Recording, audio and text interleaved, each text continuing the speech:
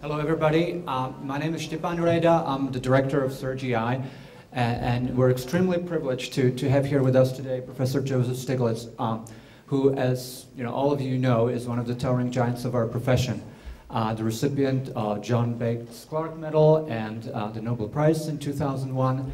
Professor Stiglitz has made important path-breaking contributions to almost all areas in modern economics. Of course, starting with information asymmetry, efficiency wages, etc., etc. Professor Stiglitz has also made important critical contributions to the transition, to how to go about the transition from central planning to market economy. One of the most widely cited economists of all time. He keeps publishing every year. I invite you to check out the impressive list of 250 or so articles in the Web of Science, including papers published this year. So most of us, who are not active in the policy scene as much as Professor Stiglitz, should keep following up with the most recent articles, some of which are focused on rethinking development economics and rethinking macroeconomics. But given the contribution also to discussion on transition from central planning to market economy, I want to use the opportunity and occasion of the 20th anniversary of CERGE-EI to express my thanks on behalf of the CERGE-EI community for Professor Stiglitz's participation on our supervisory board, and also for his willingness to be here with us today and share his thoughts on rethinking macroeconomics and rebalancing this planet. So I'm sure you'll join me in welcoming Professor Stiglitz and expressing our thanks for his contribution to CERGE-EI.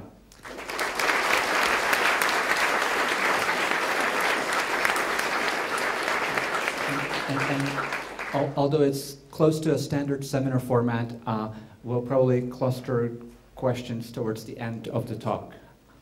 There's a lot of material I want to go through, and I welcome questions, as I say at the end, particularly if they're complimentary.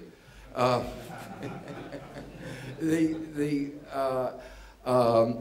me just say how wonderful it's to be here on your 20th anniversary. CERGE-EI is sort of watching a child grow up and become mature. I was involved very much in the early years. It was very clear to me at the beginning that if there was going to be a successful transition to a market economy, there were going to have to be people who were well-trained in economics and who understood economic issues and debates. And unfortunately, existing institutions would not be able to fill in the gap, and there was a need for new institutions to be created. Extraordinarily difficult to create new educational institutions, although we like to think of educators, researchers as being open to new ideas. They're actually not. And so that was why a new institution had to be created, and it's, I think, been a remarkable success, and I really have to congratulate you on what has happened over the last 20 years. And maybe I should also try to coax you into saying a few words about today's announcements about the 2011 Nobel Prize in Economics, and which gives me an opportunity to say that we're very happy and congratulate Filip Matějka, our recently added junior faculty member, whose supervisor is actually Chris Sims. So this makes the third CERGE-EI faculty member whose supervisor has received the Nobel Prize. Okay. I'll comment on that towards the end. I think it'll be pretty clear after I give my framework of where I support and where I somewhat disagree with some of their work. I don't think it's news to any of you that there's an economic downturn. It's probably not news to you, and I'll come to this towards the end, that the economics profession didn't do a remarkable job in predicting it. Most of the profession not only said, didn't predict it, the models, the standard models in the economics profession said it couldn't happen. Bubbles don't exist, et cetera, et cetera. I'll come back and explain, talk a little bit about what was wrong with those models towards the end. But what I what I want to focus on is a slightly different question, which is we were told after the crisis in 2008, focus was on the financial sector and the financial crisis. All we had to do was fix the banks. We needed some stimulus, something to happen in the interim until the banks got repaired. But once we repaired the banks, we would be back to normal, back to where we were, and the economy could resume. And it was on that basis that governments on both sides of the Atlantic, I know much more clearly what Obama said and Bush said, give the money to the banks, so an unbridled amount of money, almost $800 billion, help stimulate the economy, but we only need a stimulus of a limited size for 2 years, and the banks will be repaired after that short period of time, and then we can go on. Well, it hasn't happened that way. Things have turned out quite differently. We are now 4 years after the breaking of the bubble, 3 years after the recession, almost 4 years after the recession. The recession started in December of 2007, and unemployment is unacceptably high. I'll come to the numbers in a minute. GDP in many of the countries around the world is lower than it was when the crisis broke out. Growth has been restored, but the growth has been so anemic that unemployment has not come down and growth has not gotten back to where we were. And so the question is, the question that economists ought to be asking is, what was wrong? What was wrong with our models? What was wrong with our predictions? Actually, you know, the standard models say that markets work well. Let's forget about how the banks misallocated capital before the crisis. When you have a crisis, markets are supposed to be strong restorative forces and get us back. There's supposed to be a V-shaped recovery. We're now looking at the prospects of an L-shaped recovery. So what I want to do really is to provide partly an explanation of this and describe some of the theoretical work that I've been doing. And if I have time towards the end, I'll talk another interesting question. Why was it that the crisis spread around the world so quickly? And that will highlight another deficiency in the standard paradigm. The standard paradigm was risk diversification is supposed to make the system more stable. So spreading the securities all over the world was supposed to stabilize the global economic system. But in fact, it seems that spreading the risk around the world made the whole world suffer from America's mistakes. The question is, where did economic theory go wrong? So those are the two big questions that I want to talk about. I'm going to begin by focusing on the first question of why is it that we haven't recovered, and on the basis of that diagnosis and some theoretical models exploring that, talk a little bit about what are some of the prescriptions of return to economic growth. And then I'm going to talk about the role and theory of contagion. I'm going to then come to some general comments on the failure of modern macroeconomics, and then a few concluding comments. So to talk about where we were before the crisis, I want to begin with a perspective that says that actually, rather than returning to health, to 2007 when we were healthy, I want to argue that in fact in 2007 the economy was actually sick. That the illnesses, the problems of the economy were actually being covered up, papered over by a bubble. One way of seeing that is that we had a real estate bubble, and the real estate bubble allowed a consumption boom, and the consumption boom had the result that roughly the bottom 80% of America was consuming roughly 110% of its income. Now, one way of putting this in more political terms is that was unsustainable. You can't consume 110% of your income year after year. And you don't have to have a PhD from a good school to be able to figure that out.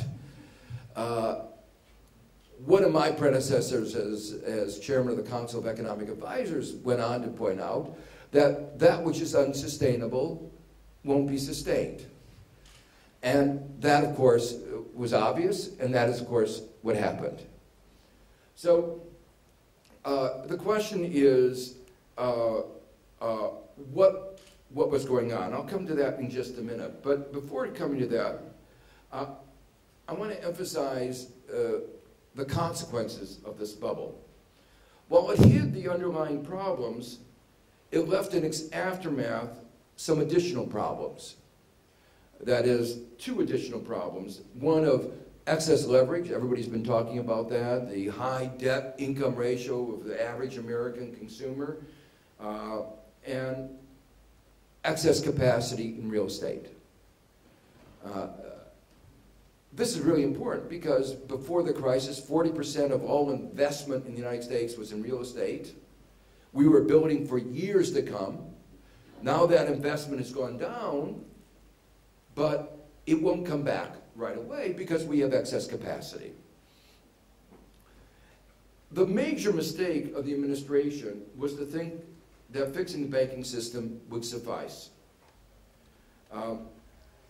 As an aside, I'll come back to it again a little bit later, they actually didn't succeed in fixing the banking system. They didn't succeed in restoring lending. In spite of all the money, lending has not been restored to where it was in 2007. But the important point to realize is that even if the banking system had been fully repaired, America would have a deficiency in aggregate demand. Why is that? Well, just look at it in terms of what the numbers I just gave. Even if the banking system were repaired, no rational banking system would continue to lend to allow people to consume 110% of their income. At worst, at most, I should say, consumption will be down to 100% of their income. So every once in a while you'll hear from the Fed or somebody in the administration that the American consumer is back. It's not true, and if it were true, we ought to be worried. It's also the case that this has nothing to do with leverage. Once we fully deleverage American consumers, they're not going to go back, hopefully, to consuming 110% of their income. So yes, leverage is going to dampen us in the meanwhile, but even after we solve the leverage problem, the deleveraging problem, we're not going to go back to where we were. The same thing has to do with real estate. What's the support of the U.S. economy was this excessive investment in real estate. Well, we're in the short run going to be faced with the problem of deficient investment in real estate because we have all this excess capacity. But even if we get rid of that, we are still going to be left with the weaknesses that we had in 2007. So I hope that this helps frame the severity of the problems that the U.S. has. The severity of the problem is that even going back to 2007, we had a gap that was filled by excessive consumption, but now we have the further problem caused by excessive leverage and excess capacity in real estate. By the way, and again, I'm going to anticipate what I'm saying later, it also explains why lowering interest rates is not going to help very much. Lowering interest rate is not going to mean that people who were, just because the interest rate on housing is lower, you're not going to create more excess real estate. If you have empty office buildings and empty homes, why would you, just because it costs you a little bit less, start building more empty homes or more empty office buildings? It just doesn't make any sense. So interest elasticity is going to be very low. That's also a comment on some of the Nobel Prize because using historical data for estimating what's going to happen is not very relevant for the current situation. Because historically, these periods of excess leverage, excess capacity in real estate don't happen very often. So when you look at a series of data, most of the time, these problems aren't there. But we aren't living in most of the time. We're living in the here and now. And the here and now is excess leverage and excess capacity in real estate.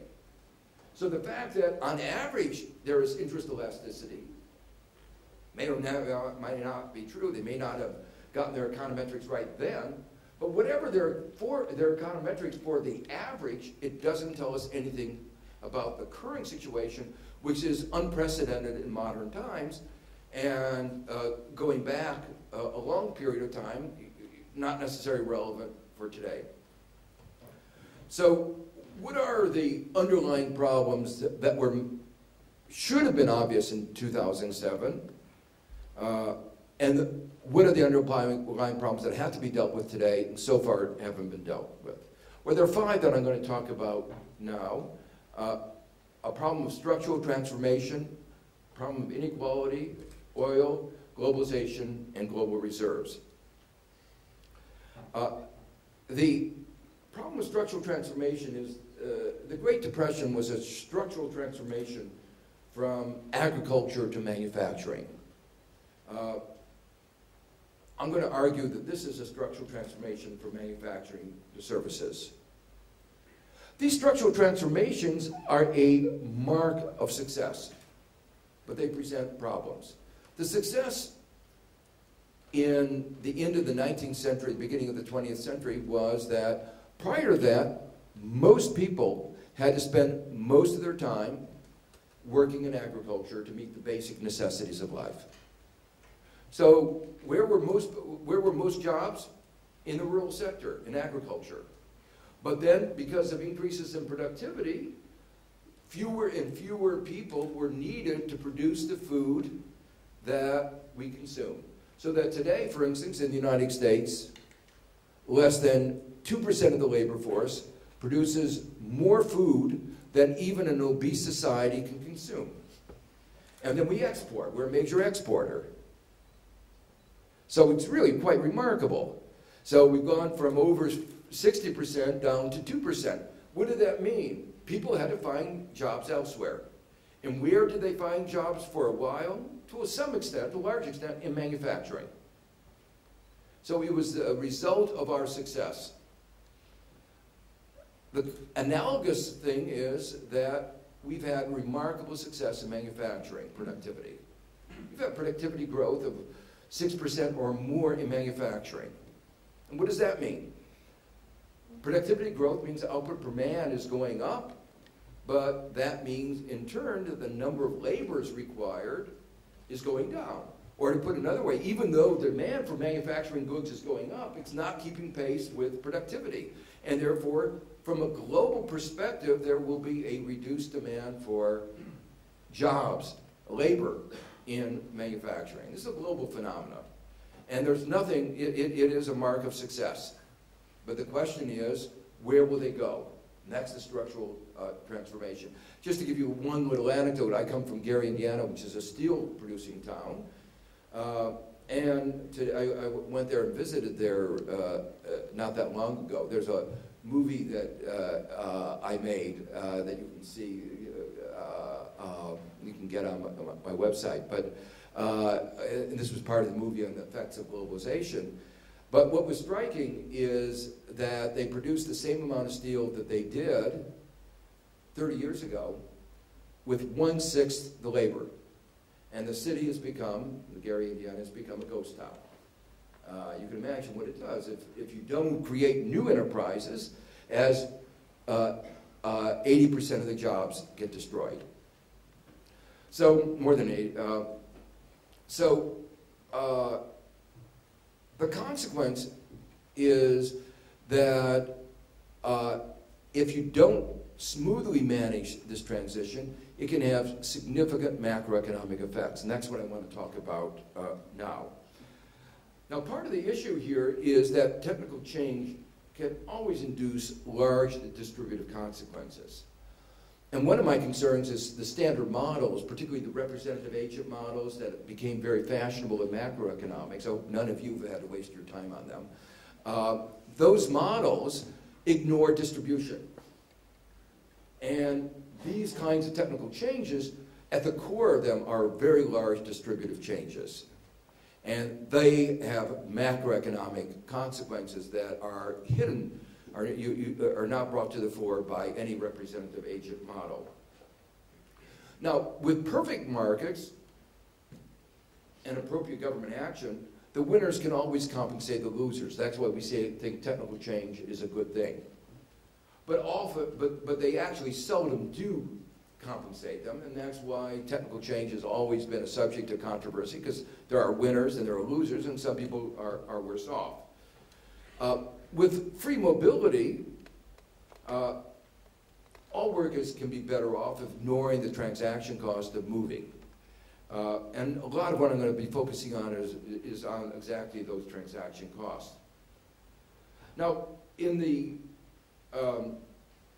so what I'm going to focus on is go back in a very simplified model of the Great Depression and think about what happens if you have workers in the rural sector that can't move to the urban sector because the transaction costs, mobility costs are too high.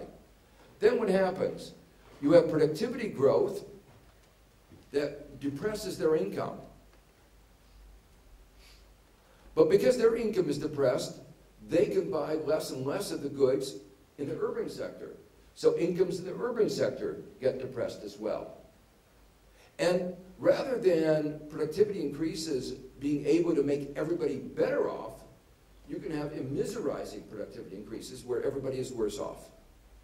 So it's just a simple change in assumptions. And this is, of course, what always is fun in economics. Just take a standard model, you change one assumption, and you see what the consequences are. So my earlier work, I took the standard model and asked what happens if we take away the assumption of perfect information or symmetric information, and all the standard results got destroyed. And here we're taking away just one simple assumption, perfect mobility. And when you do that, you get markedly different results. The labor in the rural sector gets trapped. I'll come back to this a little bit later if we have time. The basic model is really just a demand and supply of goods in the rural and the urban sector, and you solve the exogenous variable is productivity, which in this model is alpha, and you solve for the equilibrium price in the rural sector and the equilibrium employment in the urban sector. In a model of full mobility, you can trace out how everybody can be made better off, but in this model where there's imperfect mobility, you can easily show that everybody is worse off. So let me just try to summarize the results. With immobile labor, an increase in agricultural productivity unambiguously yields a reduction in the relative price of agriculture and a reduction in employment in manufacturing. And so what you get here is the result that something that seems to be a good thing, increase in agricultural productivity, in the presence of this trapped labor, actually leads to an economy-wide slump. Now, let's go back and talk a little bit about the Great Depression. The magnitude of these effects are not small. So from 1929 to 1932, 3 years, the decrease in income in the agricultural sector of the United States was 50%. And remember, in the United States at that point, a quarter of all labor was working in agriculture. So this was an enormous decrease in income of a very large fraction of the society. Not surprisingly, with that magnitude of a decline in income, they decreased their purchases of urban goods. And it had macroeconomic effects. Now, policy exacerbated that because Herbert Hoover believed in a view that is surprisingly becoming widely discussed today, they believed austerity was the way to get out of a recession. And so, under the policies there of austerity, they converted the stock market crash and these problems into the Great Depression. So I'm not saying that policy didn't play a role, but the underlying force, and it was global here, it was not just the United States, this was global. Agricultural prices were plummeting, and the result of that is that labor was trapped. What was surprising here was that these are productivity shocks combined with weather shocks, which made things worse.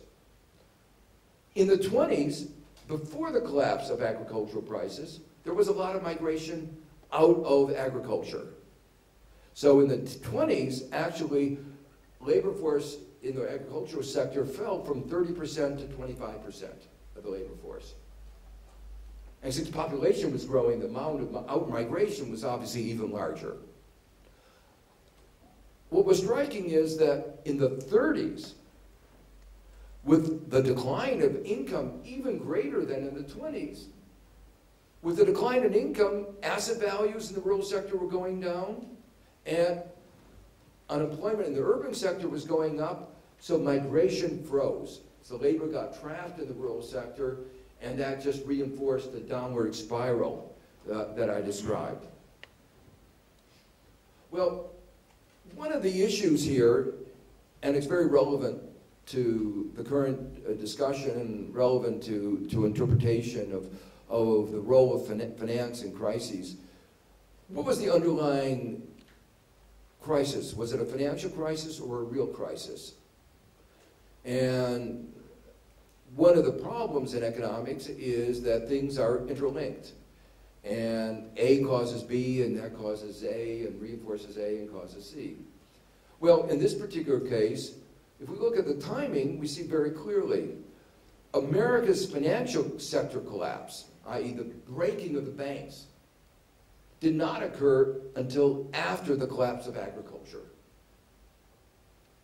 The shutdown of the banks occurred in 1932. The problems in agriculture have been going on in the 20s, but the real collapse in agriculture occurred even before the stock market crash in mid-1929. So the causality here, in a very loose way, is very clear. It was agriculture and the collapse of agriculture leading to a recession with the wrong policies leading to a financial sector collapse. But then, of course, the collapse of the financial sector perpetuated the economic downturn. With the collapse of the financial sector, recovery became all the more difficult. So I don't want to underestimate the importance of finance. Finance is very important. And the financial misdeeds of our banking sector have been a very important part of the current economic downturn. But the underlying real problems that I've been highlighting are really have to be addressed at some point. The financial sector covered them up and now are exacerbating them, but correcting the finance doesn't correct the underlying problem. One of the other theorems that comes out of our analysis is that government expenditures can help the economy recover. Even though the underlying problem, you might say, is a structural problem. The aggregate demand problem is caused by the collapse of agriculture. But government spending can help stimulate demand, increase prices, and increase employment. So the point is that even though the problem is structural, Keynesian policies, using Keynesian policies in a broad stimulative, in a broad sense, work.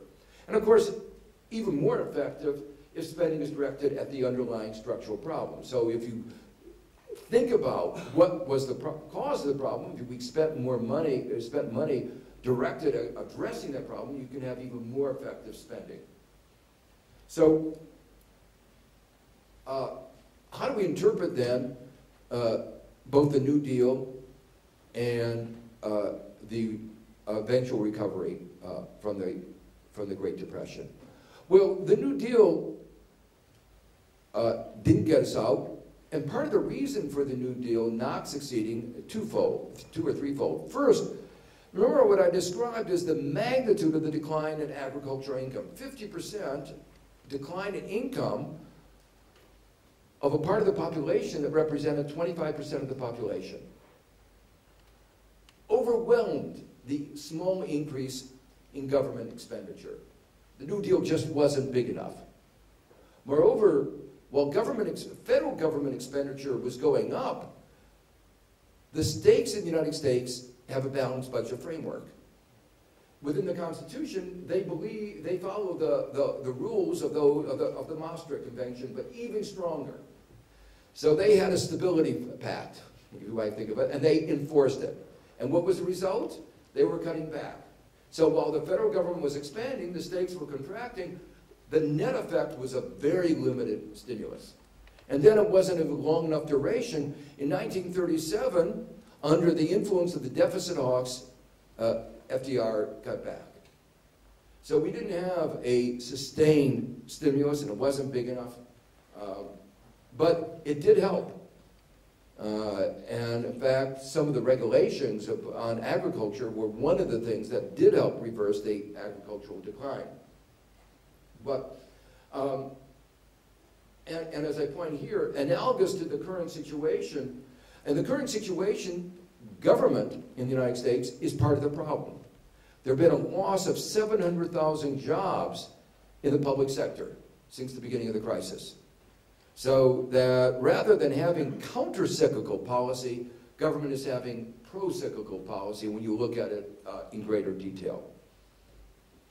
Well, the war did bring us out, and why did it work? It was a massive spending. It would have been even better for the long run of the U.S. if we could have spent the money on investments to make our economy more productive. But of course, we had no choice. We had to fight a war, and that was obviously the priority. But in fighting that war in our domestic policies, we actually did what we needed to have done to address the underlying structural problem. So that unintentionally, the war was our industrial Keynesian policy.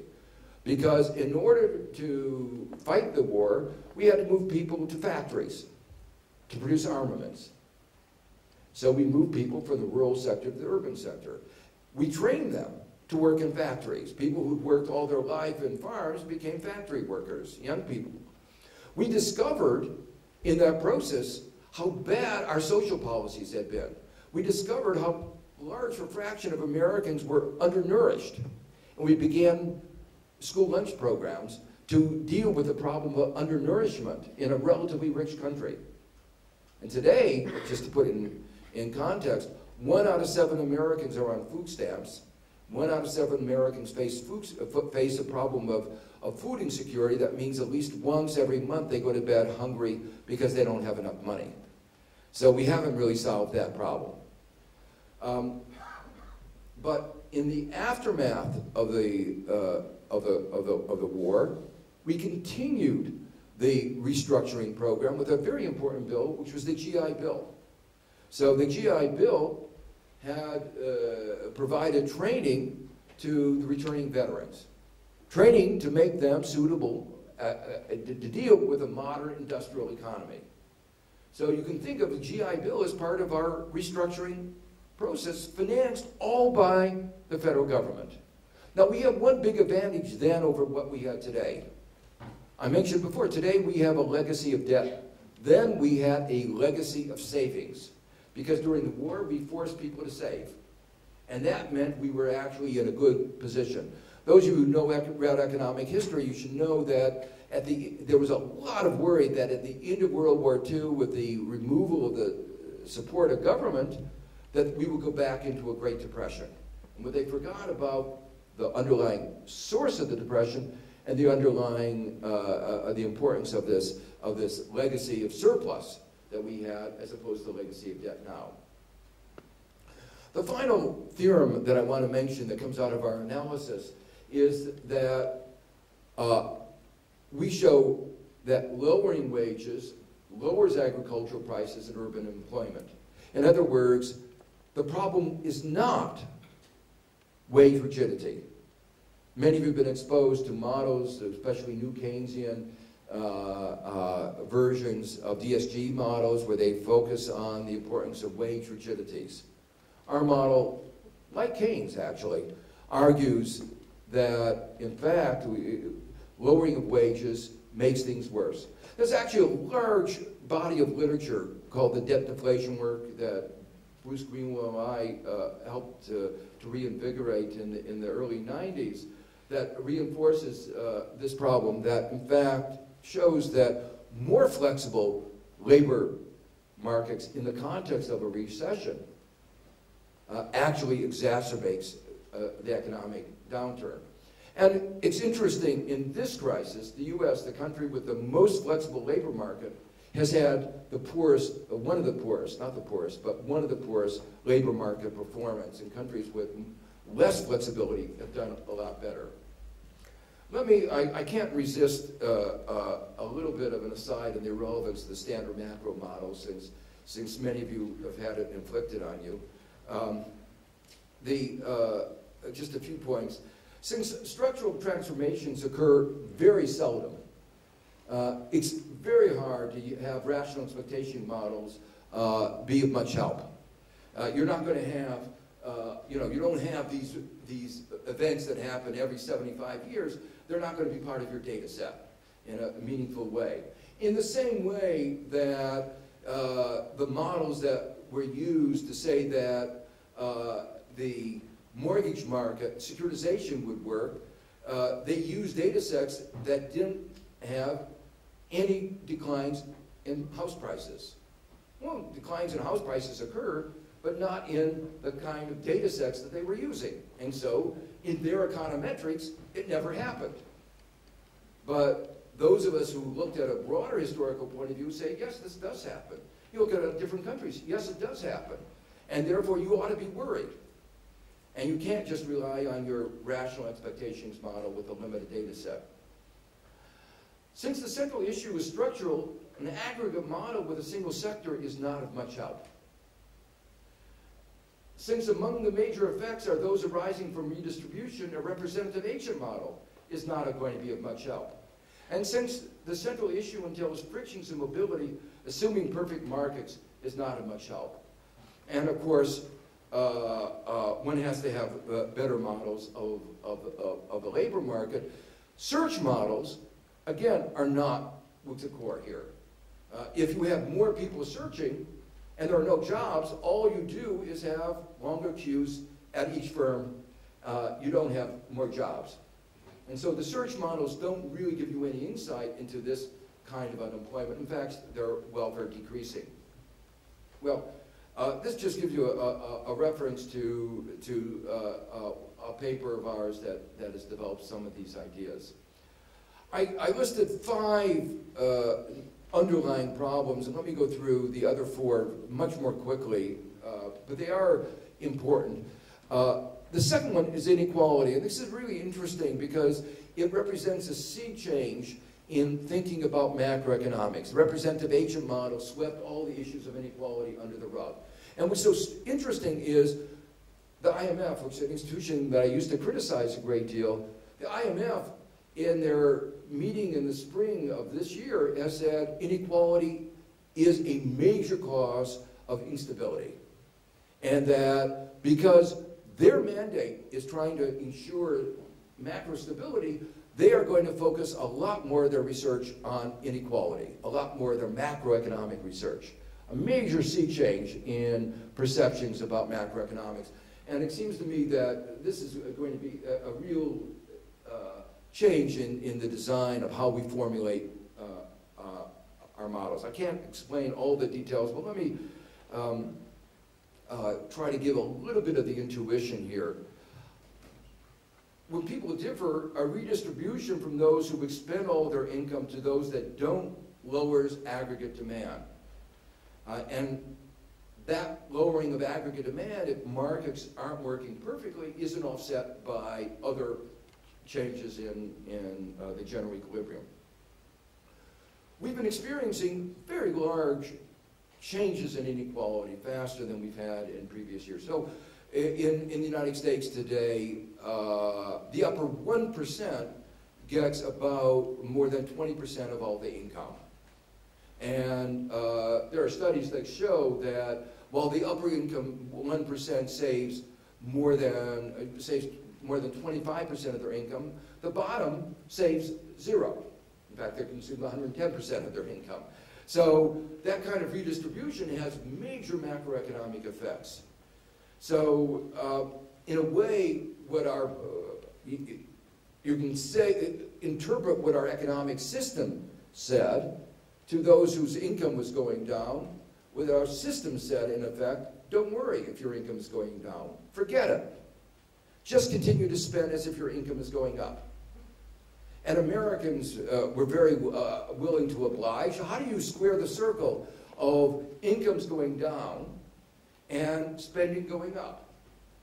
Well, very easy. Debt. And if you have crazy bankers, and particularly if you have bankers who like to prey on the poorest Americans, there was a field day.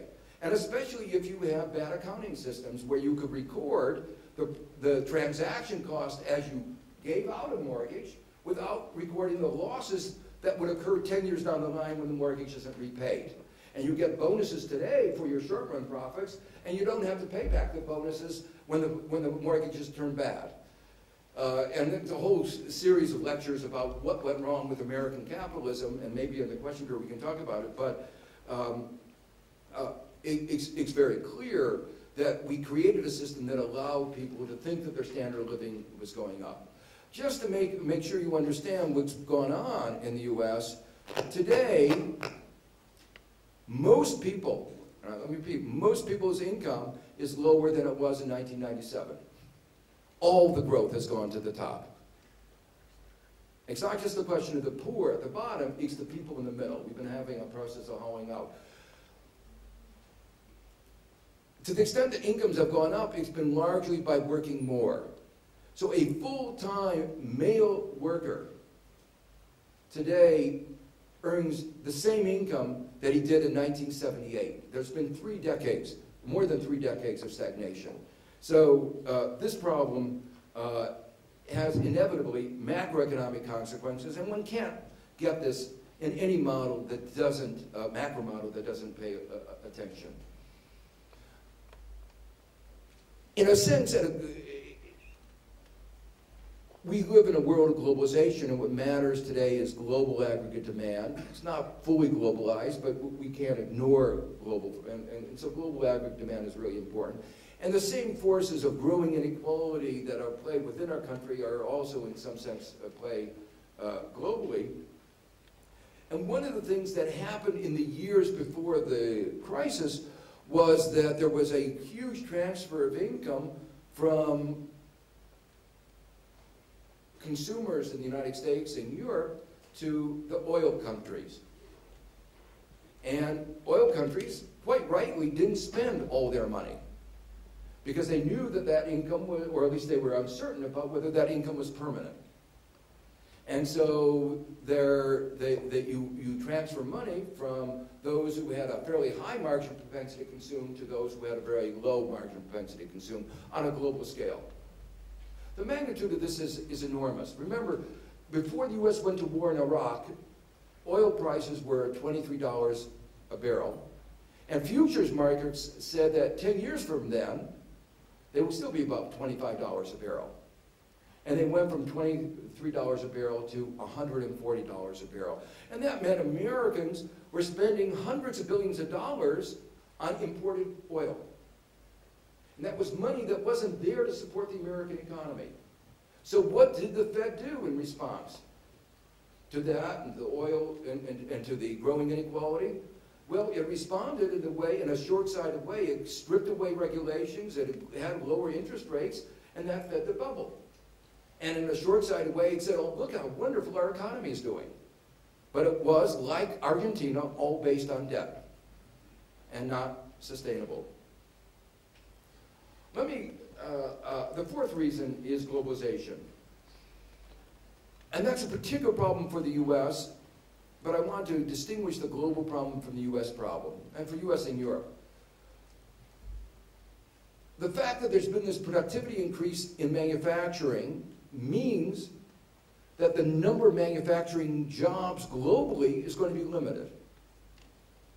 Demand for manufacturing goods is going up, but productivity is going up faster, and that means the number of jobs globally in manufacturing is going to be limited. So there's a fight about where those jobs are going to be located. And that's where globalization comes in. It's a fight where because of dynamic comparative advantage, fewer and fewer of those jobs are going to be in the United States and Europe. So the problem, if you looked at the earlier decade in the 90s, when you look at the data in the United States, we can show that more than 80% of the job loss in manufacturing is just because of increases in productivity inside the United States. But increasingly, more and more of it is because of changing comparative advantage. And so the problem that I described before is compounded by the problem of globalization. And it's, of course, one of the factors that are contributing to growing inequality. The final point I want to make has to do with global reserves. Again, it goes back to the issue, in a world globalization, what matters is global aggregate demand. You all know about the paradox of thrift. And if we save, if each of us saves, aggregate demand, global income goes down. Well, a very big event was the East Asia crisis 12 years ago, 14 years ago, 1997. And that was managed very badly by the IMF and the US Treasury. To give you a picture, a flavor of of how badly managed it was, the Prime Minister of one of the affected countries told me, he said, we were in the class of 97. We learned what happened if you don't have enough reserves. The IMF marches in, you lose your economic sovereignty, they turn economic downturns into recessions, recessions into depression. They believe in this notions of austerity that some people in Europe seems to believe in. And it worked just the way economic theory said it would. It was really bad. Unemployment in Java got up to 40%. It was terrible. And the Prime Minister went on and said, never again will we allow that to happen. And they and all the other countries started accumulating reserves to the point now where reserves for emerging markets are over $7 trillion. Now, that accumulation of reserves gives them a certain degree of confidence, safety, good thing. But the process of accumulating reserves is savings. It's precautionary savings. And so it's money not being spent, and that's money that's dampening global aggregate demand. And so that's the fifth factor that is contributing to the weaknesses. Now, an interesting point is that several of these factors have gotten worse since the global downturn. Inequality is getting worse because downward pressure on wages. Global reserves are continue to mount because countries that had reserves were able to manage their way through the crisis better than countries without reserves. So countries have an even stronger demand for reserves. The financial sector, which has not played a big role in this discussion, has become more concentrated. The problem of too big to fail banks has gotten worse. So many of the underlying problems have actually gotten worse. And that's really important when we come to the next part of my talk, where we're going to talk about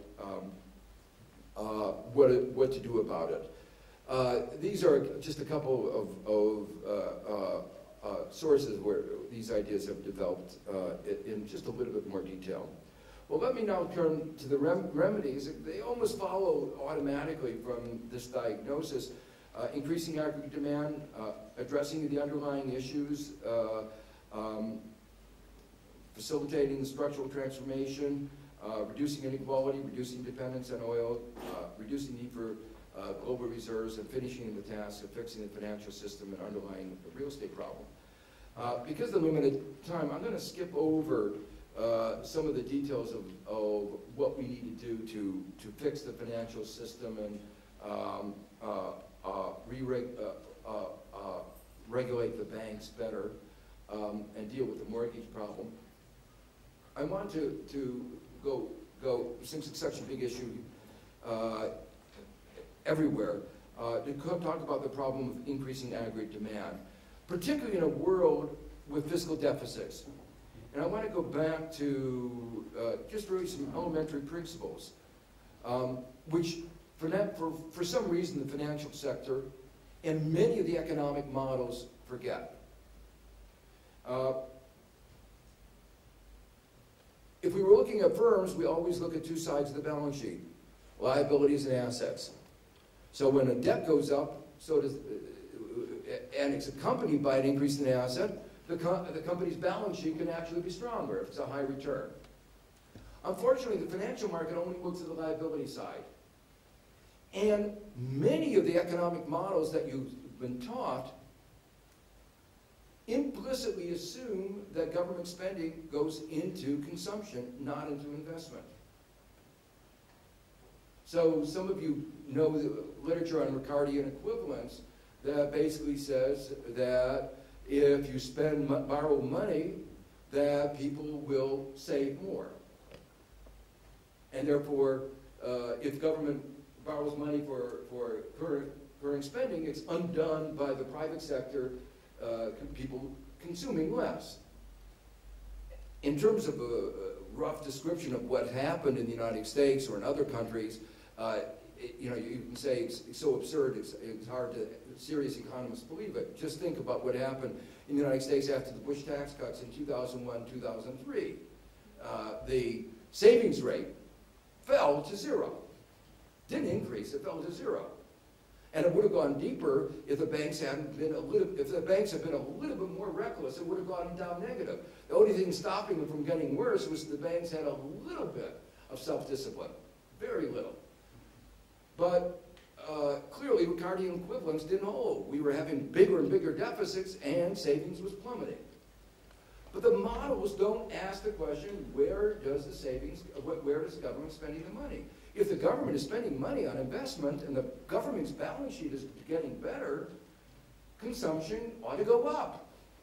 People are foresighted. They should be spending more, not less. So those are examples of hidden assumptions that go into models that we don't think about that bias the results. And unfortunately, we often don't talk about it.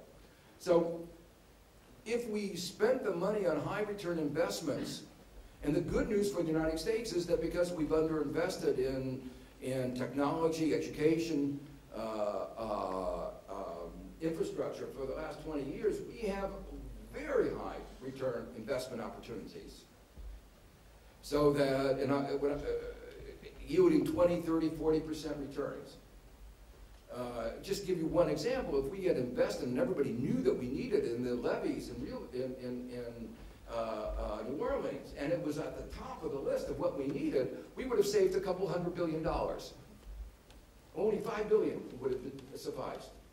So high return investments, and that would have promoted economic growth and improved our debt GDP ratio. But even if you're too short-sighted to have that as your perspective, if you go back to a simple principle of a balanced budget multiplier, that will stimulate the economy. And in fact, if you have a well-structured balanced budget multiplier, that is to say, increase taxes on the rich, remember they save a lot, and spend the money on investment, the net multiplier you can show is somewhere between 2 and 3.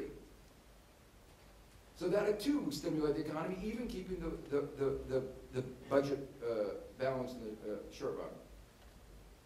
Finally, shifting the composition of taxes and expenditures can increase transition, can increase GDP. One of the important points I want to emphasize is if you see the current challenge of our economy is making a transition from manufacturing to the services, you ask the question, well, what are the services that people really want? Well, there are 4 important service sectors. Financial services. Well, we have an overbloated financial sector, getting 40% of the profits before the crisis. It was the rest of the economy was serving the financial sector rather than vice versa.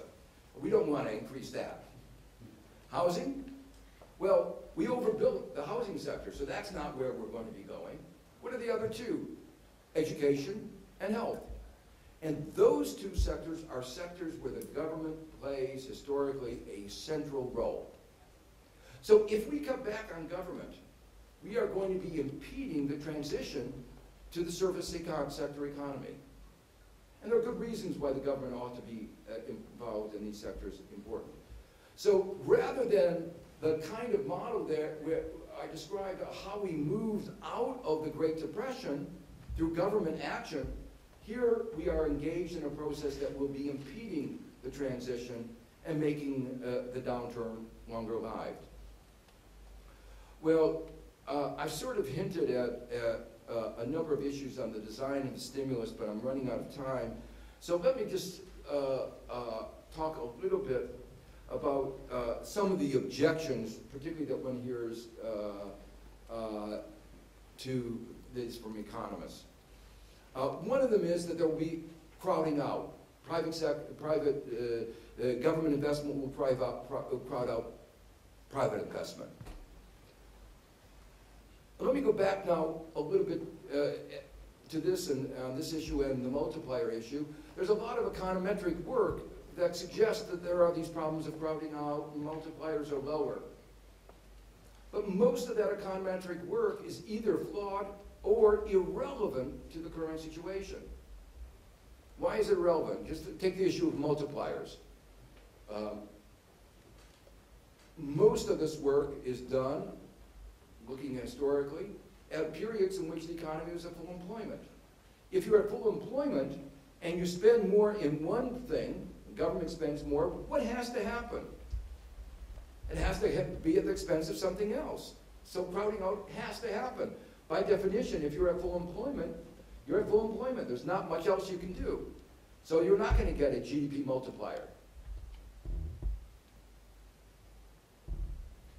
On the other hand, if you're in a situation like you are today, where you have high levels of unemployment, then you can expand GDP. And we haven't had extended periods like that very often. And so econometric work that looks over a period of 20 years or 30 years that doesn't embrace a period of extended unemployment doesn't tell you. And if it puts most of the weight on normal years, it's not going to tell you anything about the current situation. So the first point on this PowerPoint, on the slide, illustrates this, that quite often it is true that government investment could crowd out private investment, but how does it happen?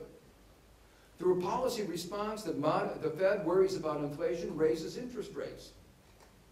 And it's the higher interest rates that might or restricts credit, and that dampens private sector investment. But is there any intimation that interest rates are going to go up? They've been fixed at zero. In fact, the Fed has announced that it's going to keep interest rates at zero for at least the next 2 years. So this interest rate increasing as a basis of crowding out is just nonsense. And that's where most of the data come from. In fact, if you look at the model that I just implicitly described in the previous slide, you can see that there is a possibility of crowding in. Why is that? If public investment is a complement to private investment, public investment increases in infrastructure and technology, increases the returns to private investment. You ask, where was the most important private investment in the 90s? It was the internet and in biotech. What was that based on? Government financed research that developed the internet and did the basic research on biotech. It was the government money that increased the returns in the private sector. And we're now using up that body of knowledge. We need to replenish that pool. So government investment could actually crowd in private investment. But again, you don't get that from models that don't allow for that kind of complementarity. I mentioned Ricardian equivalence that isn't applicable. well-designed investments actually improve the future prospects and should lead to more consumption today.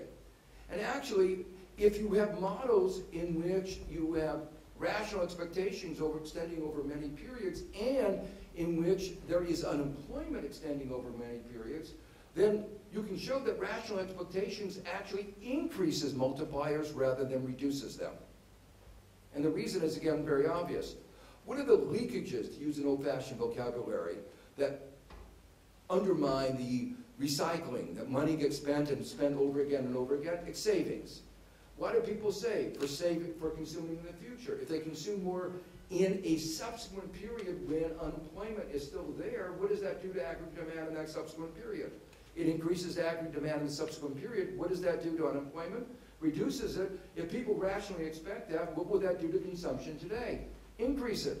So the multiplier is increased by rational expectations. Now that's related to some of the work, again, on the Nobel Prize. There are those who say rational expectations eliminates the multiplier, makes government policy ineffective. Well, that's not true. What is true is that if you have a model in which there's full employment, markets work perfectly, then government policies are irrelevant. But if you impose the wrong structural model, you're going to get the wrong policy result. It is not the consequence of rational expectations that they get these weird results, and I would say even dangerous results. It's not the result of rational expectations. It's the assumption that markets are always working, and there's full employment and competition and so forth, and perfect information and so forth. So one has to be very, very careful about thinking about understanding the structure and what assumptions are built into those assumptions. Let me skip on to the point I've already made. Fiscal policy is the only way we're going to get out of this. Monetary policy won't work. QE1 didn't work, QE2 didn't work, QE3 is not going to work. There's an interesting point here, though, that where you see that modern macro has lost the way again in using very aggregative models. One of the ideas that we worked on many years ago were putty clay models, where we recognize that investment, we embody technology in investment decisions. And there's now a growing worry that the low interest rates, the very low interest rates that we have today, may have a consequence that they may lead to a jobless recovery. One of the things that is showing up in the data is that the recovery, to the extent that it's occurred, is more jobless than earlier recoveries. This is not a fantasy. We've always talked about jobless recoveries. And so the critics of that view are correct. That's been part of the discourse always. But they are more jobless than they've been before. And the point here is the following. If you are a firm and somebody comes to you and says, you can get capital at close to zero interest rate, and you have a choice of technology, what are you going to do? Unfortunately, you can't buy labor at close to zero price, but you can buy capital at zero price. What does that mean? You're going to get very capital-intensive technology. You're going to use robots, and robots are going to replace people. And you're going to embed that in the new investment. As old investment dies, you're going to have new investment, and the technology that you're going to be embedding is going to reflect the current factor prices, because you can borrow long-term now at very low interest rates. And so there's a worry now that we are, because we haven't thought through the consequences of our policy, setting the stage for a more jobless recovery.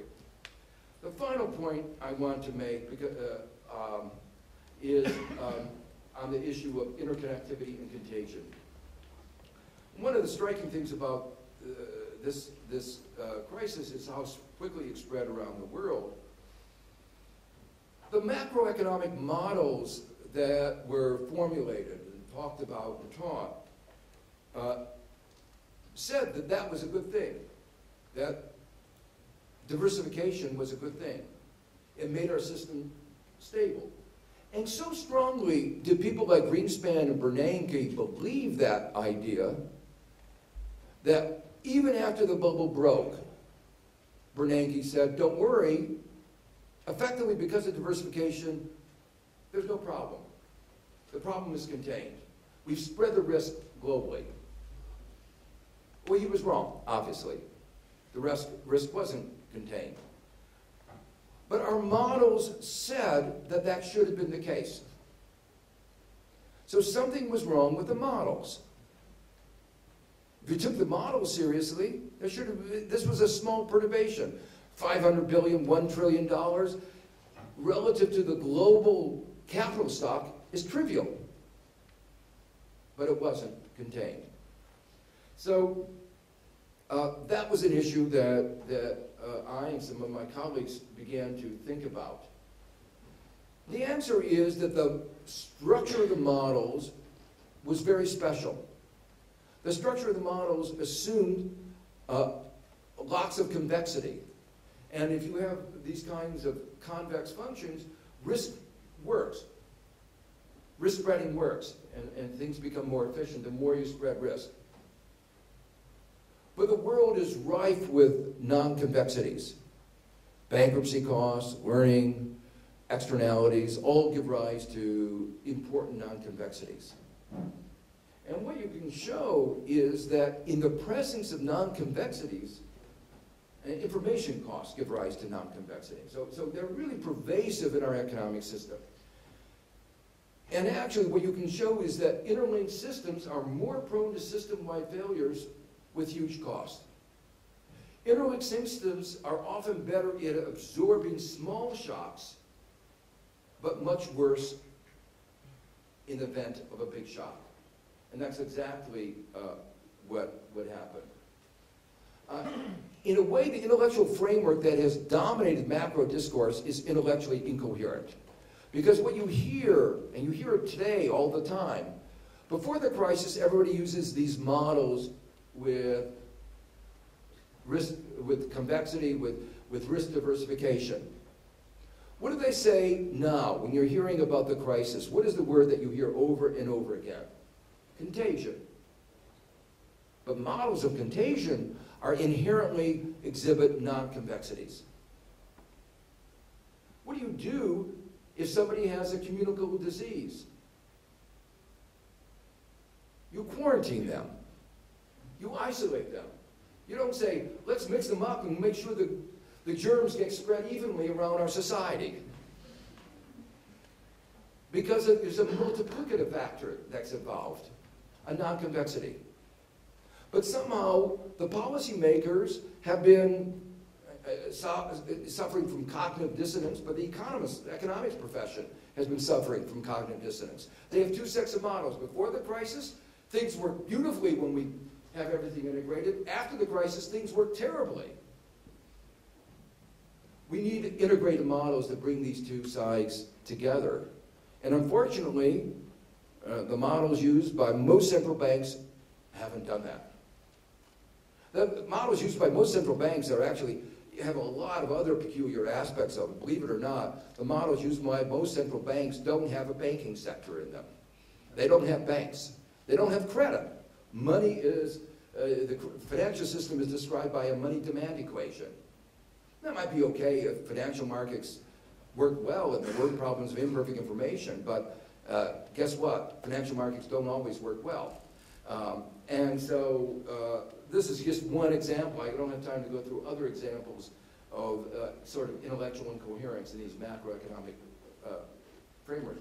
But let me just make this as my final point. There's an analogous problem, which is that with an integrated electric grid, when we bring an electric grid together, you can save on generating capacity. And a lot of people said, let's bring all the electric grid together. What did we discover in the United States when we did that? A failure in one small Ohio town brought down the whole East Coast. Systemic failure was more of a risk. How do we prevent that today? We have all kinds of circuit breakers. We recognize that the system isn't convex. We have all kinds of and modeling this is extraordinarily difficult, but we introduce circuit breakers. What's the analogous in economics? Capital controls. But the advocates of perfect markets resisted capital controls. The good news is that, again, the IMF has changed. In their meeting in the spring, they said, aha, finally we recognize that it may be desirable to have capital controls for economic systems to work. They're a little bit more cautious than I would be, but they recognize finally that their models were flawed. So one can formalize these ideas in simple models, and one can show some general results that full integration never pays if there are enough countries. There are all kinds of instabilities that can arise from financial interlinkages. Architecture of the credit market can affect the risk that one bankruptcy leads to a sequence of others. There's a large literature that now has been developed trying to address these problems, including a recent paper in the AER that I've written.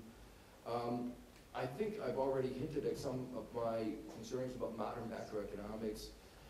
Let me just conclude by saying the current downturn is likely to be long. The slump is more than a financial crisis. We have to look at the underlying real problems and address them. We have to fix the financial system. That's absolutely clear, but beyond that, there are other things that we have to address. And finally, this crisis is not only a crisis in the economy, but should be a crisis in economics. The standard models contributed to the policies that led to the crisis. They have provided us little guidance on how to respond. But fortunately, the building blocks with which alternative theories can be constructed are already available, like models that look at how credit markets work, and they can be integrated into macro models. It just wasn't done. It wasn't part of the standard paradigm. So in that sense, this is really, I think, a very exciting time for macroeconomics. Just like 20 years ago, the transition of communism to a market economy was a very exciting time because it was an experiment of a magnitude that we had never had. And it provided us a lot of data and a lot of thought about what made for a successful transition. And for economists, it's been a source of a lot of thinking. This crisis, the crisis in the West, the crisis in the United States, should also be a similar event that ought to lead us to rethink our economics. Thank you.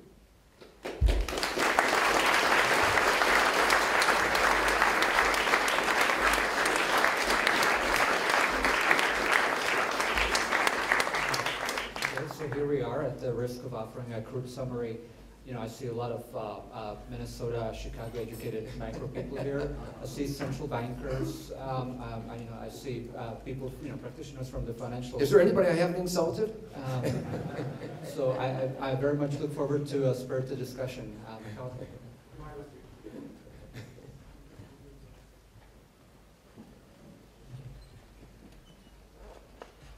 My name is Michal Kiak. I am working at CERGE-EI as faculty. And I was not insulted by that, actually, because I was aware of that. I agree with most of these things. I would just add that because you were criticizing macroeconomics mostly, I would just think that you took the easiest target because it was a representative agent in this extreme case, right? You took the representative agent model in this extreme simplicity. That means meanwhile, there were other models, which at the end you somehow said that. That means there are also heterogeneous agents already used sometime.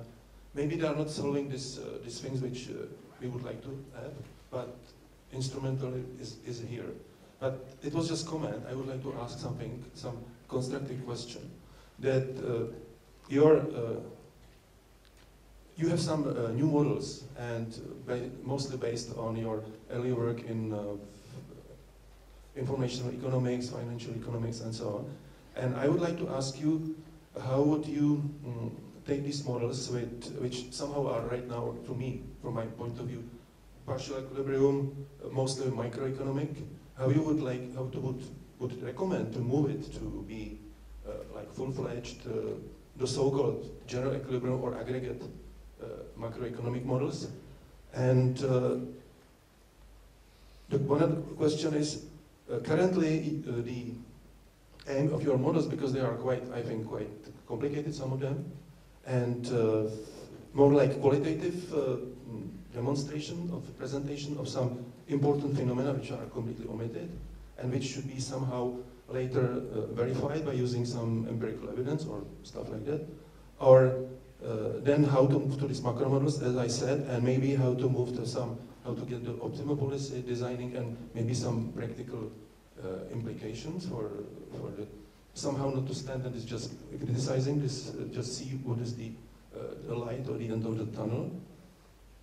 Yeah, I think that's, I could have much more, but it's, well, that was such a rich question that it had so many dimensions to it that let me try to address it. And I've addressed a lot of these questions. I have an article that came out recently in the Journal of the European Economic Association where I try to answer some of these, that obviously over the last 10, 15 years, the DSG models have become much more subtle, have gone beyond the representative agent and have introduced heterogeneity. All modeling involves simplification, and all modeling involves trade-offs. And the real question is, where do you keep the complications and where do you simplify? So, for instance, the work on heterogeneous agents, for the most part, while they have heterogeneity, they don't have the important emphasis on inequality in distribution between workers, unskilled workers, skilled workers. It's a random shock. And yet, one of the things that's going on systematically here is a change in the share of labor. That's a first order importance that has to be embedded in the model. And if you don't have a share of labor, workers and capitalists, or some version of workers and others, you aren't going to capture that distribution effect. So the question is, it's not just heterogeneity, it's a particular kind of distribution. Let me give you another example. One of the important insights into dynamic models of the past was Samuelson's overlapping generations model, where people have limited life cycle. That has gone out of fashion in modern macroeconomics. That is actually a very important effect, because unfortunately, and those of us who are getting older realize this much more, life is finite. And the boundary conditions are very present. And that means behavior has a life cycle aspect to it. This is a first order importance, not a second order importance. And if you have infinitely lived agents, you're sweeping that under the rug. Now, for some purposes, for certain purposes, that may be okay. But for other purposes, it's really bad. In a world where you had perfect altruism, like a Barrow model, you can ignore that. But that's not the world we live in, and we have lots of evidence against that. So why is that important? Let me just give you another example where that's important in responding to the current crisis. We don't yet know the quantitative significance, but it's something that you would call attention to. A lot of elderly people in the United States, those that didn't gamble, depend, where do they put their money? In U.S. Treasury bills. What is their income as the U.S. government, the Fed, has lowered the T-bill rate close to zero? They've been wiped out. That's very bad for aggregate demand. It's very bad for social justice. Now, what is the net aggregate effect of lowering the interest rate? If, as I suggested before, that the interest elasticity of housing is close to zero, because people aren't going to invest in real estate when there's so much excess capacity. People aren't going to invest more machinery if there's so much idle machinery. So if the interest elasticity of investment seems very low, and the evidence again right now is that's the case, if investment doesn't go up, but the consumption of the elderly go down, the net effect on aggregate demand could be negative of lowering the interest rate. Well, that's a first order effect.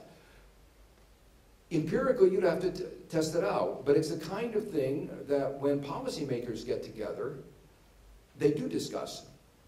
And the macroeconomic models of the DSGE kind typically don't give them any insight into that. Now, you asked a really good question about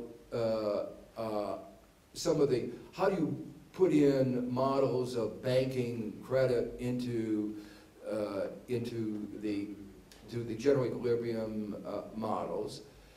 Again, a lot of this is a question of trade-offs. You may have to simplify. So rather than having an infinite period model, you may be able to work with only a 3-period model. That's a big simplification. You're giving up a lot. But then you have to ask the question, what do I get by an infinite period model? If people don't know what the future is, they're not really maximizing over an infinite lifetime. They don't have, but when you do the infinite, I've seen, look, a lot of the models, they assume, for instance, to make the models tractable, they assume special utility functions. Special utility functions that we know are wrong. Because we can test the behavioral implications with respect to risk or behavioral, the consumption elasticities. They have lots of implications at the microeconomic level. We know at the microeconomic level those models are wrong. And yet, the whole thrust of macroeconomics was putting it on strong micro foundations. We put it on strong, to make it tractable, then we put on micro foundations that we know are wrong. That's a peculiar kind of exercise. So we're making compromises all the time. So in my mind, there's a lot of evidence that the real interest elasticity of investment in general is not, it's very hard to get that out of unconstrained model. If you work very hard, you can get an interest elasticity. But if you don't do it, if you don't mine the data in the right way, for instance, if you do an investment equation and you put in both nominal and real interest rate, well, theory is very clear what you should have. What does theory say? Real, not nominal. If you do it, in most countries, in most periods, what turns out to be important? Nominal. So how do most econometricians solve it? They say, oh, we have to impose structure. We know what the truth is. And they impose a structure that we don't allow nominal to be there. Well, that's how you get an interest elasticity, but it's imposed on the structure. Let me give you another example that dominated investment research for a quarter century. One of the most important insights in my theory was Modigliani Miller, who said that finance didn't matter. It was a wonderful theorem because the first theorem, when the economists first talked about finance, was to prove that it was okay not to talk about finance. It was a little bit inconsistent with models of rationality because if finance didn't matter, how many people should be employed in the financial sector? Should be zero, but 40% of all corporate profits before the crisis were in the financial sector. So something's wrong here. The model isn't quite right, right?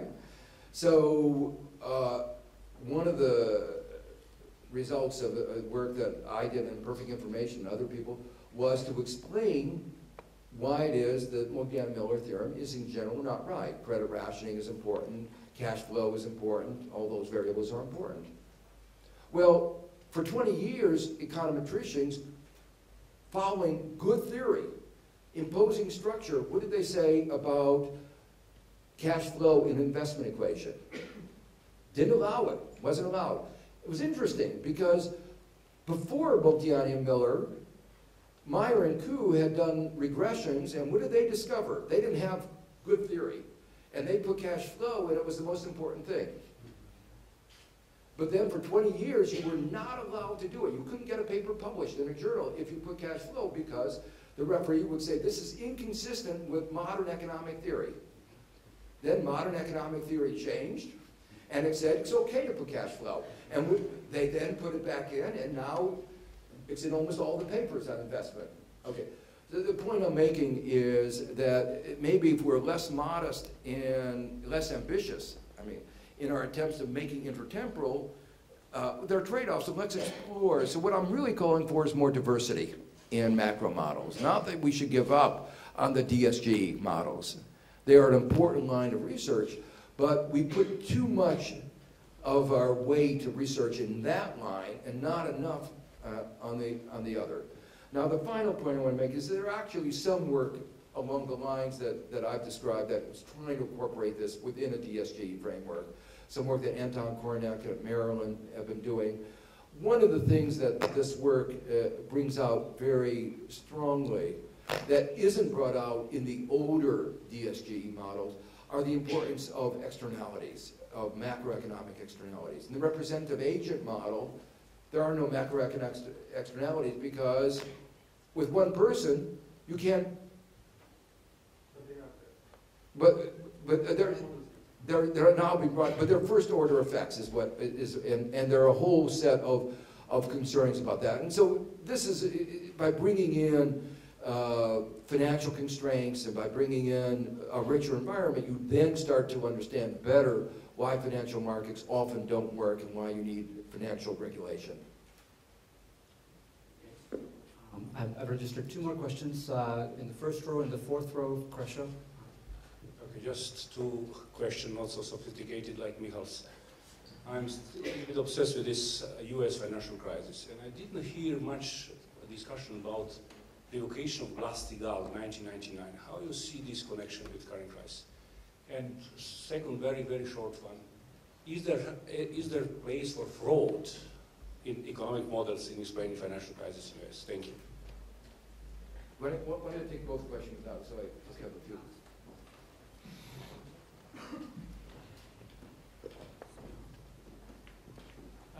I'd be one of those crazy bankers.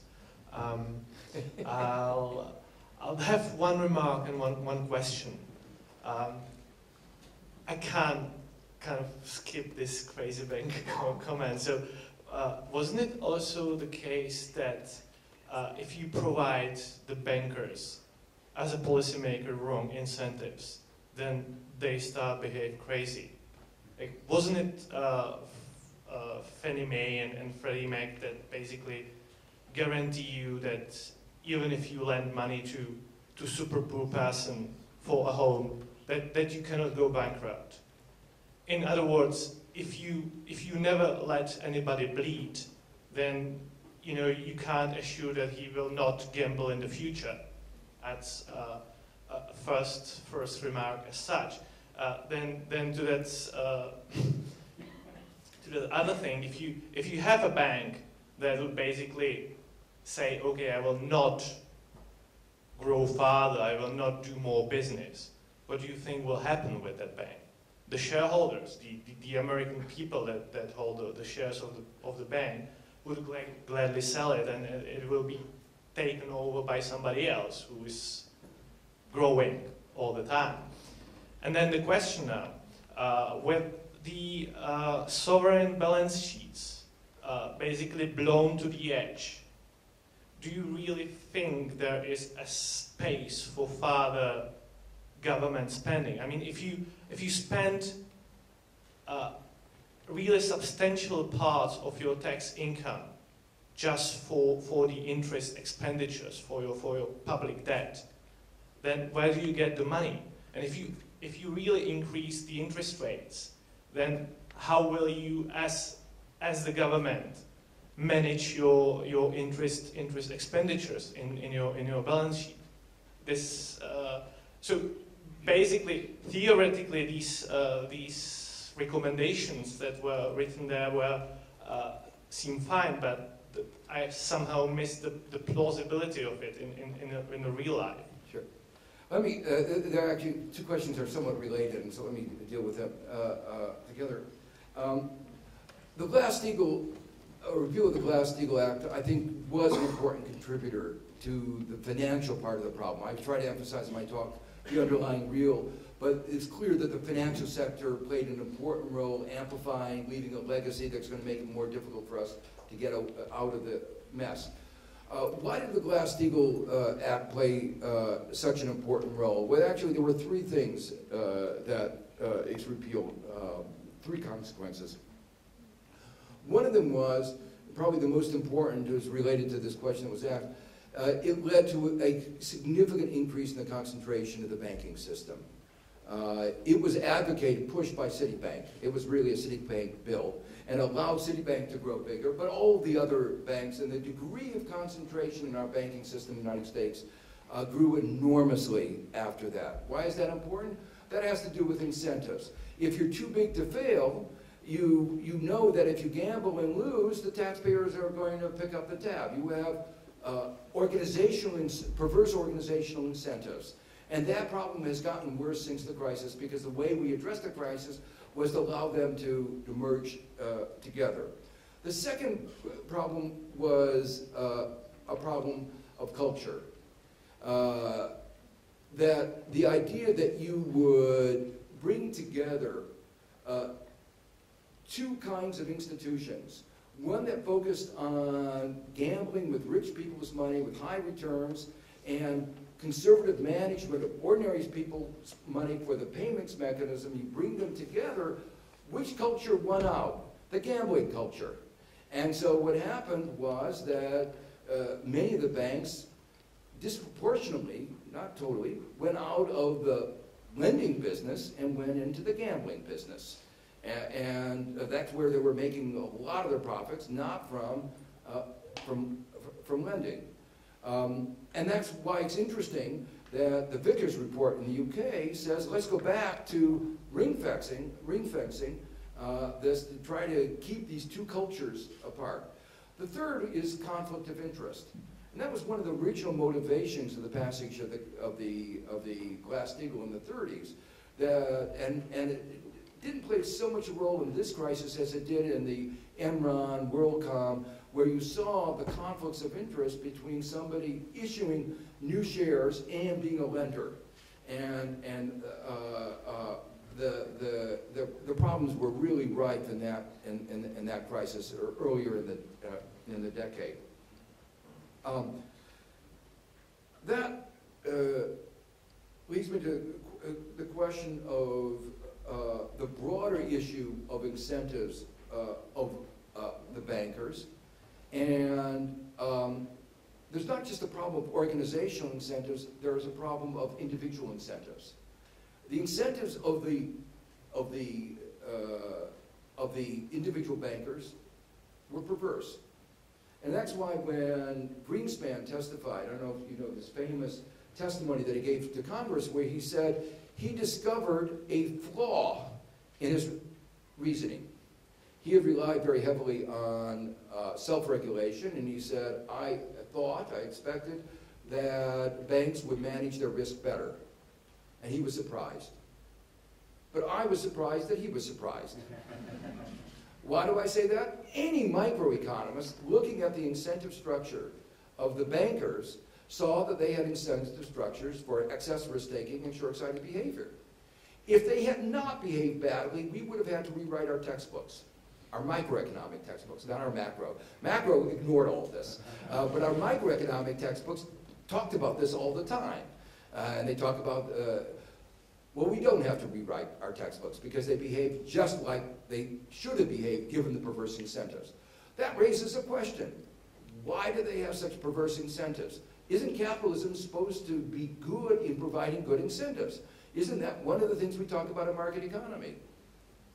Well, for 80 years, we've been talking about the change in the market economy from the Marshallian market economy, where you have owners who run their own firm, to corporate capitalism, where there's been a division between ownership and control.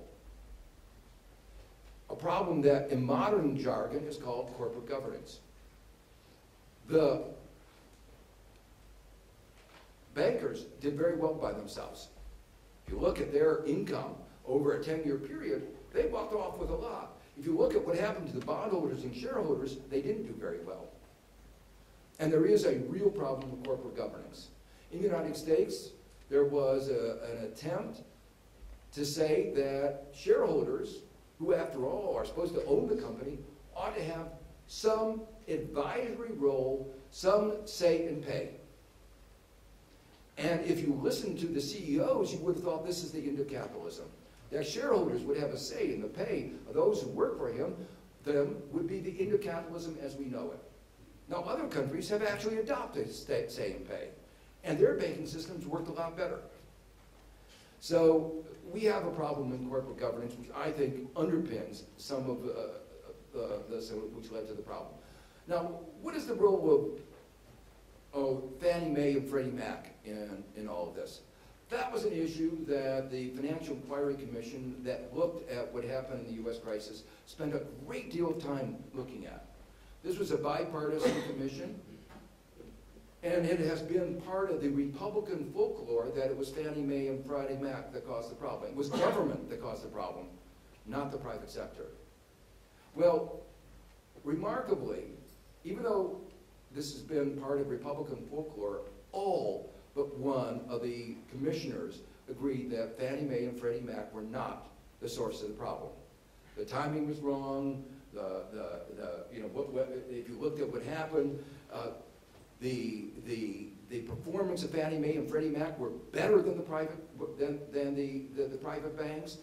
The bad lending began in the private banks years before Fannie Mae and Freddie Mac got into the business. We have a program called Community Reinvestment Act, where we encourage lending to minorities, underserved communities, and the performance of that lending is just as good as ordinary lending. So government efforts to have affirmative act, to increase access to when they are well managed, have done very well. New York State has a mortgage program for ordinary individuals, poor individuals. Had no problem. It stuck with a business model, which was 30-year mortgages, safe, no gambling. The problem was Fannie Mae and Freddie Mac were privatized. Remember, they were privatized in 1968. And there was no government guarantee. The problem was, it was too big, they were too big to fail. And that was their problem. And they knew it. And their regulator didn't do a good job. So government did play a role in not being an effective regulator. But when I look at the question, if you see somebody stealing candy and the cop doesn't stop them, do you say the kids shouldn't have stolen the candy or the cop should have stopped him? Well, obviously, first culprit is the guy who stole it. And the second culprit is the policeman who didn't stop him. But then if you say, what happens if the robber paid the cop not to be on the scene? And that's what happened in the United States. Because we had deregulation, and the deregulation was bought. It was bought by huge contributions to campaign, huge lobbying, and a huge system of revolving doors. Now, the final question is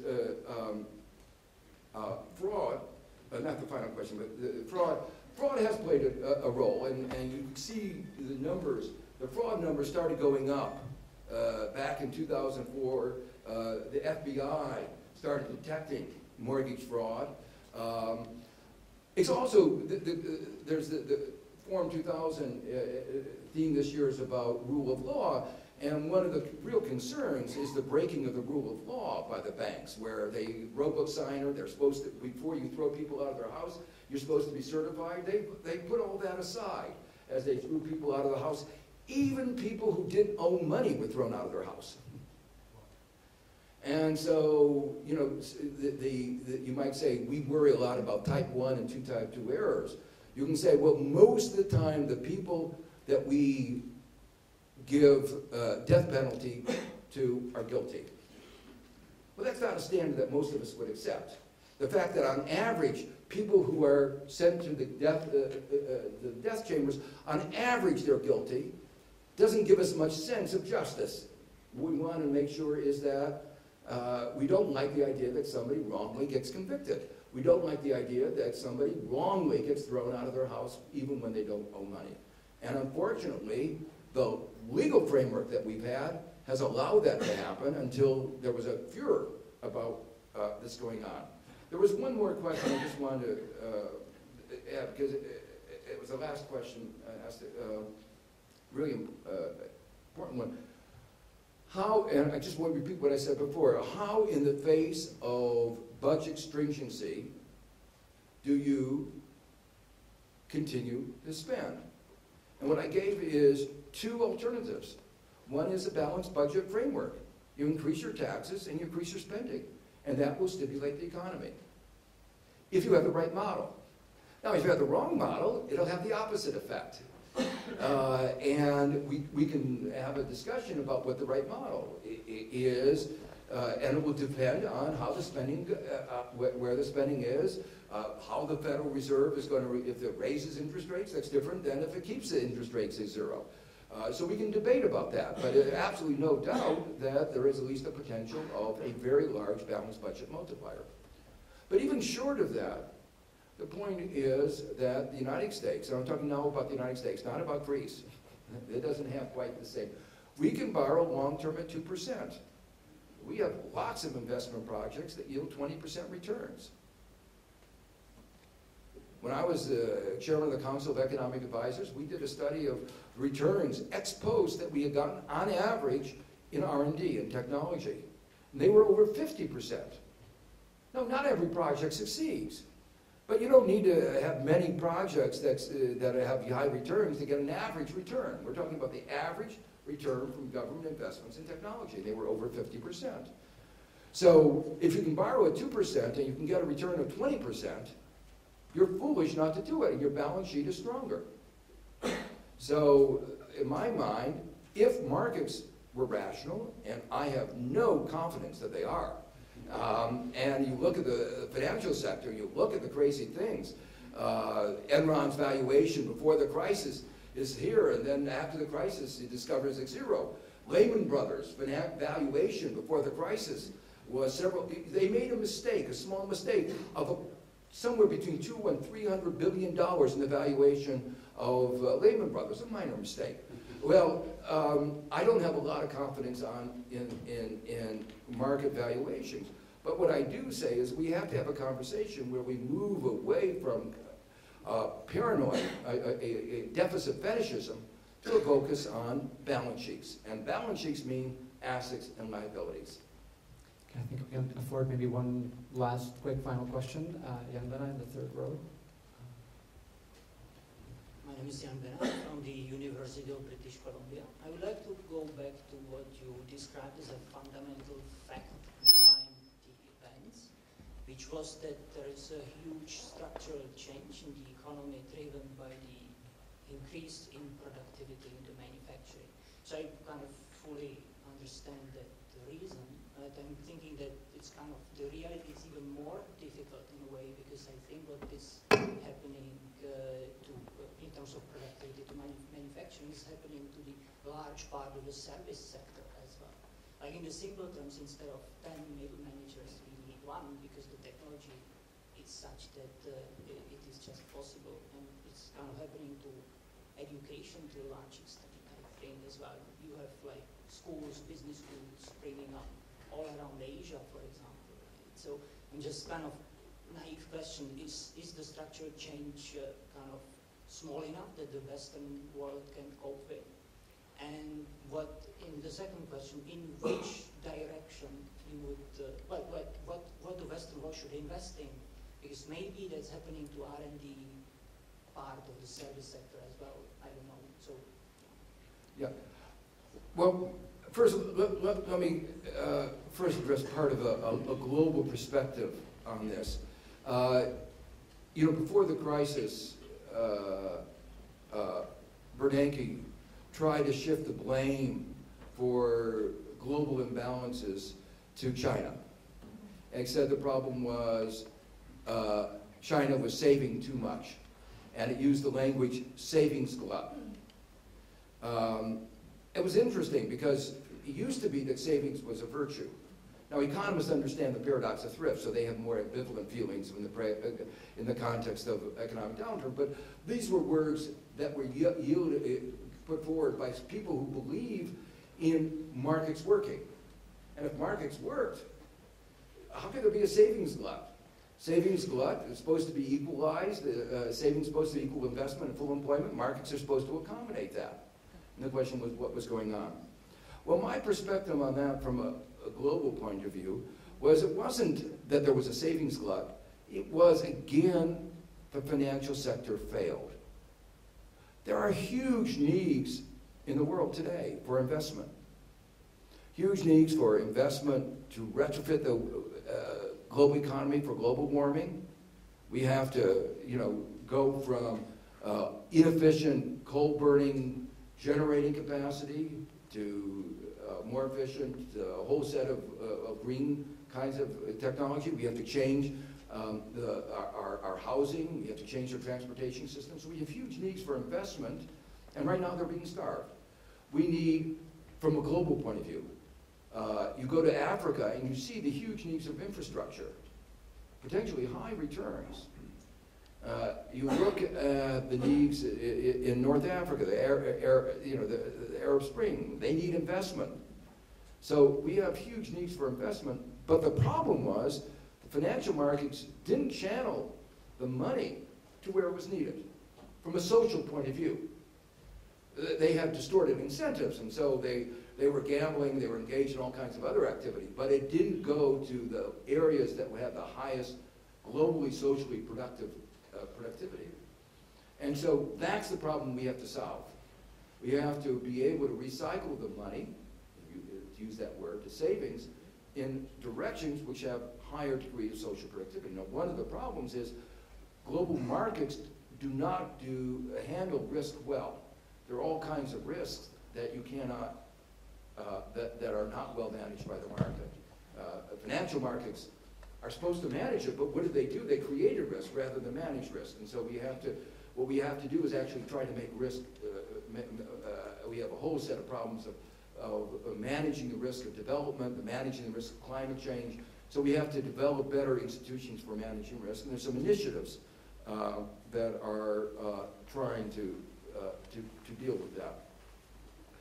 There's a broader question that you raise. The principles of economics basically say that markets in the long run eventually equilibrate. And a lot of what we're talking about is the short run process where that equilibration to the long run is not necessarily smooth. Economists who focus on the fact that in the long run markets work well, the retort from Keynes that most of you know is that in the long run we're all dead. So the fact that in the long run things will work out okay, the job will figure out where people will work. The market will solve that problem in one way or another. That's not a good enough answer. So yes, there is productivity increases, but relative demands are going in the service sector, as in manufacturing, in retail has been one of the areas. But we are going to have to make decisions about what are the kinds of things we want to consume. And I'm making a forecast. This is who knows?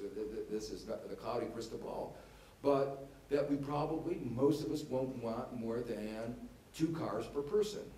We won't want more than 2 flat screen television per wall. And that, therefore, in some sense, the demand for material goods is going to be limited. There's another reason why it will be limited, and that is because the demand for these material goods have very high demands on our environment, including climate change emissions. And so eventually we will raise the price because now the price of emissions is 0. That's wrong. We know that. The market is vastly distorted, and we'll correct that eventually. Fortunately, it's going to take a while. So that's why my forecast is that we're going to move into the things that we're going to care about are services like education and healthcare. that people will want to live longer. You know, the objection in the United States to spending more on healthcare is not that we're spending more, that we're spending it so inefficiently, that we spend so much more than, say, France or other countries, and we get so little for it. So it's not how much we're spending, it's what we're getting for what we spend. So I think those are the directions. People want to buy longer life with their higher income. One of the things, though, I think that we will do is something that has been a subject of a great deal of controversy. 75 years ago, Keynes asked a very interesting question. For the first 1,000 of the history of mankind, we spent all of our energies, almost all of our energies, surviving, doing nothing but getting clothing to housing, basic nutrition. We basically were working to survive. But then, beginning with the Industrial Revolution, that's changed. And the necessities of life probably take us an hour a week to make enough income to make those necessities of life. So the question was, or is, what are we going to do with the productivity dividend? And that's an open question. Now, the answer, interestingly, that America has produced is very different from what most of Europe has produced. 40 years ago, Americans and Europeans were working about the same amount. But over the last 40 years, Europe decided to take some of the productivity dividend and have it more in leisure. And Americans have actually decided to work harder with a lower standard of living.